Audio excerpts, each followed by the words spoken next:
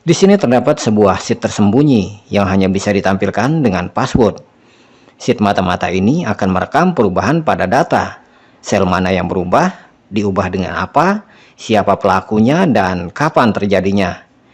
Kita jadi bisa memantau perubahan data jika digunakan bersama, dan siapa saja yang bertanggung jawab atas perubahan data tersebut. Mau tahu cara buatnya? Simak video ini sampai selesai.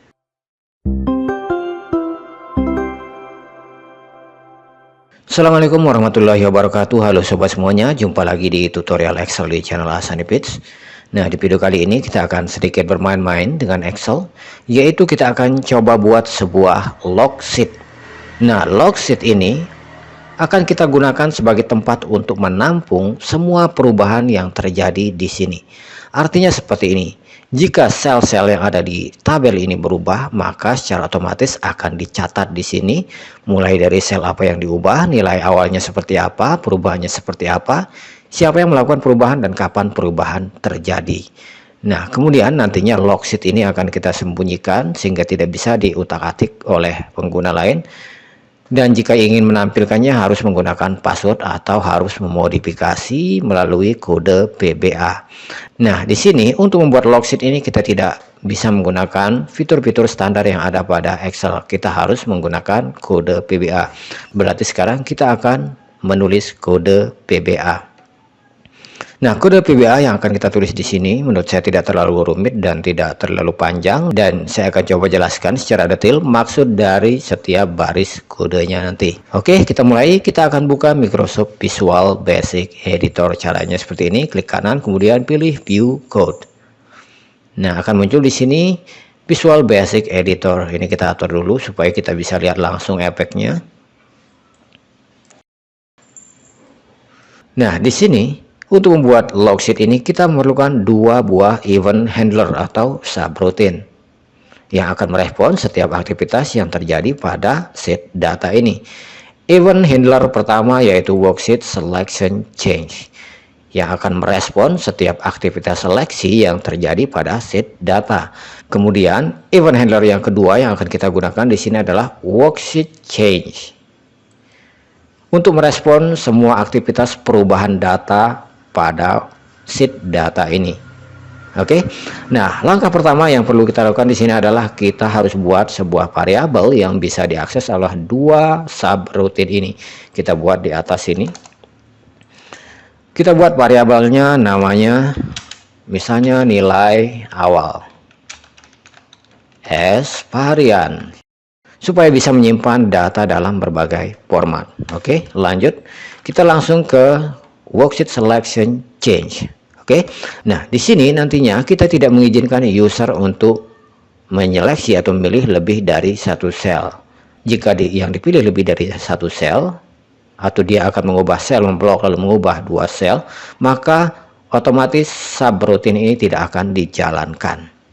Oke. Jadi kodenya seperti ini, if target di sini maksudnya adalah target atau sel yang akan terseleksi. Oke. Target count lebih besar dari 1 dan exit sub. Nah, yang kedua, jika user menyeleksi di luar area yang kita tentukan, misalnya dari L ke samping terus ke bawah, maka subroutine ini tidak akan dijalankan. Jadi kodenya seperti ini, if intersect ring A1 sampai misalnya K 10.000 misalnya, atau bebas terserah, bisa sampai ujung kolom bila perlu, tapi untuk contoh kali ini kita gunakan 10.000 baris saja. Kemudian target is nothing, yaitu berada di luar area yang kita tunjukkan, di luar area ini, dan exit sub. Kemudian kita tentukan nilai awal ini, kita isi nilai awal ini dengan nilai pada sel yang terseleksi. Jadi nilai awal sama dengan target value. Oke, lanjut ke subroutine kedua. Di sini kita akan buat dua buah variabel. Kita beri nama WKS as worksheet. Kemudian variabel kedua dim baris akhir as long. Oke. Nah, kita gunakan tipe data long untuk bisa menyimpan lebih banyak angka nantinya, yaitu jangkauannya menjadi lebih luas daripada integer. Oke. Kemudian sekarang kita set WKS ini untuk merujuk pada logsheet ini. Jadi set WKS sama dengan worksheet logsheet. Nah, kemudian variabel baris akhir akan kita isi dengan nomor baris yang ada di sini, baris terakhir. Oke, maksudnya seperti ini. Nantinya subroutine ini akan mencari ke bawah dulu sampai rank yang kita tentukan, kemudian naik ke atas sampai ketemu sel yang berisi data, kemudian ditambahkan 1, maka otomatis akan ketemu nomor barisnya nanti. Oke, jadi dia akan seperti ini, baris akhir akan kita isi dengan nomor baris. Kita masukkan WKS di sini, rank A 10.000 misalnya.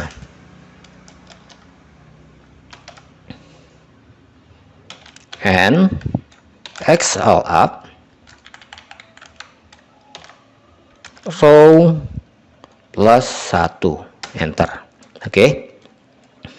Nantinya kode ini akan menemukan baris yang ini, kemudian disimpan pada variabel baris akhir. Lanjut. Nah, kemudian kita tentukan aturan mainnya juga di sini pada subroutine worksheet change ini, yaitu jika user mengubah lebih dari satu sel, maka tidak boleh. Oke. If target count, target ini maksudnya adalah sel yang akan diubah sekaligus. Target count lebih besar dari 1 dan exit sub. Kemudian if intersects rank A1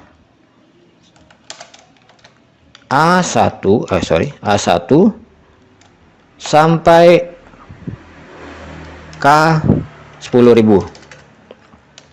Artinya seperti ini, jika user mengubah di luar rank yang kita tentukan, yaitu dari luar rank ini, maka subroutine ini tidak akan dijalankan. Oke. Kemudian target merujuk pada sel yang akan diubah. Kemudian is nothing dan exit sub. Oke, jika perubahan dilakukan di luar area yang kita tentukan ini, maka subroutine ini tidak akan dijalankan. Oke, lanjut. Sekarang kita mulai mengisi yang ini. Nah, di sini kita akan bekerja dengan variabel WKS ini. Jadi, karena kita akan bekerja dengan satu variabel untuk beberapa statement nantinya, untuk beberapa baris kode nantinya, jadi kita kelompokkan dengan menggunakan with di sini supaya penulisan kode menjadi lebih efisien. With WKS, kemudian end with, jangan lupa end with. Kemudian di tengah kita masukkan dot rank. Gunanya di sini supaya kita tidak menulis WKS berulang-ulang ke bawah. Oke. Rank A kita gabungkan dengan baris akhir.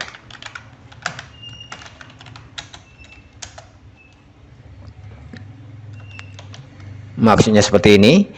Nanti kolom A kita gabungkan dengan nomor baris terakhir. Oke, nomor baris yang ini. Jadinya misalnya baris kedua, maka jadinya nanti A2 seperti ini. Jika sudah terisi A2, maka nanti A3 dan seterusnya. Jadi dia akan bersusun, tidak saling tindih di satu sel. Oke. Baris akhir, kemudian value-nya sama dengan target address 0,0 Nah, baris kode ini akan menghasilkan alamat sel yang diubah. Oke.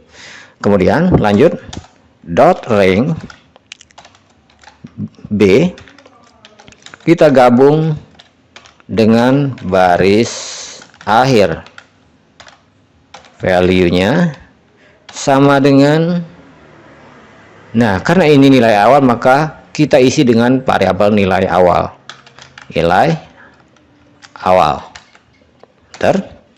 kemudian dot range lagi. Sekarang kolom C, yaitu kolom perubahan. Kolom perubahan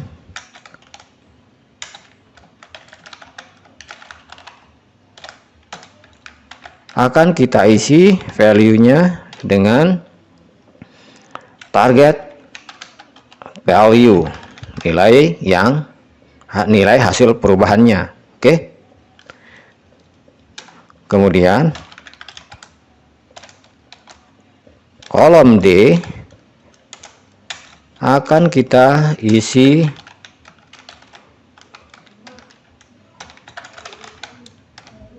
dengan nama pengguna, yaitu nama pengguna yang sedang aktif, yaitu pengguna Windows-nya. Oke, pengguna sistem operasinya. Jadi kodenya seperti ini, VBA environment username, untuk mengambil nama pengguna Windows-nya. Oke. Kemudian kolomnya range E akan kita isi dengan waktu saat ini, dan baris akhir value sama dengan now. Nah, sekarang selesai. Kita akan coba apakah kode yang kita buat ini sudah benar atau tidak. Yang pertama, kita ganti ini menjadi honey. Oh, ada yang salah di sini. Klik OK. Worksheet. Yang ini yang salah. Sheet S.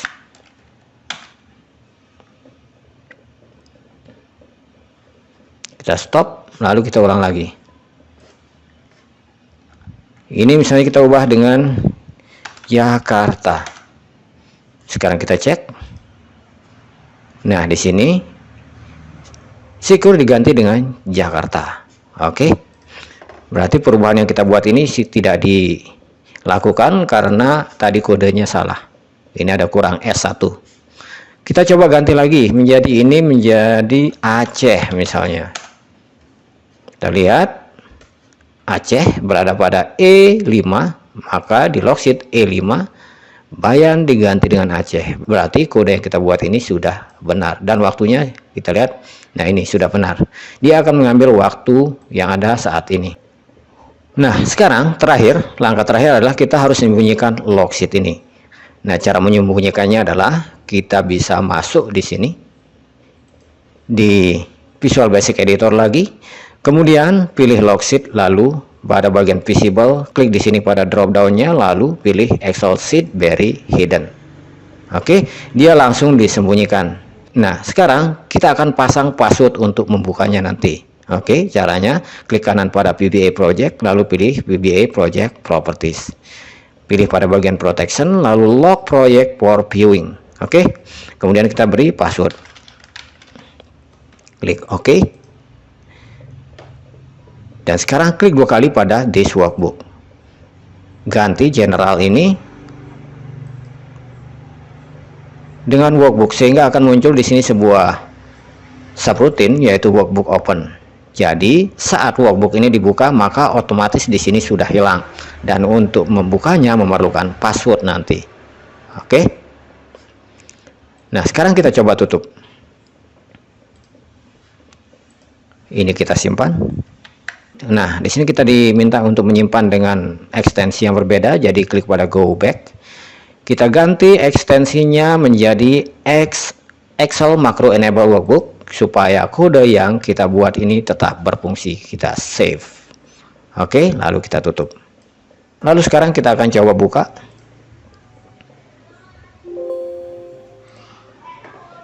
lock sheet. Nah, di sini lock sheet-nya sudah hilang, lock sheet-nya sudah hilang. Jika seseorang ingin menampilkannya di sini tidak bisa karena unhide-nya sudah di disable.